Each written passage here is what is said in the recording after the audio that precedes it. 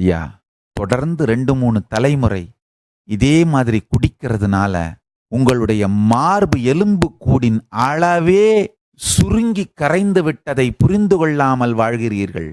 3-4 தலைமுறைகளாக யோகத்தை தினசரி வீட்டு கடமையாக கடைபிடிப்பதை நிறுத்திவிட்டதனால் உங்கள் மார்பு எலும்பு கூட்டின் விரிவே 40% குறைந்து விட்டதை நல்லா புரிஞ்சுக்கோங்க. உங்களுடைய முக்கியமா ஆதிசைவர்கள், ஆதிசைவ வேளாளர்கள், ஐயங்கார்கள், பிராமணர்கள்லாம் உங்களுடைய 3 தலைமுறைக்கு முன்னாடி இருந்த 2 தலைமுறைக்கு முன்னாடி இருந்த பெரியவங்களுடைய பழைய புகைப்படங்கள் ஏதாவது இருந்தா எடுத்து பாருங்க. அவங்க வாழ்ந்த வாழ்க்கை அளவு இதெல்லாம் இருந்தா எடுத்து பாருங்க.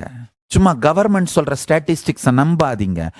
லாஞ்சிவிட்டி நமக்கு இப்போ ரொம்ப ஜாஸ்தி ஆயிடுச்சுன்னு கவர்மெண்ட் சொல்ற பொய்யெல்லாம் நம்பாதீங்க. இந்த லாஞ்சிவிட்டியை கால்குலேட் பண்றதும் அது ஒரு டெக்னிக்கல் கிரைம்.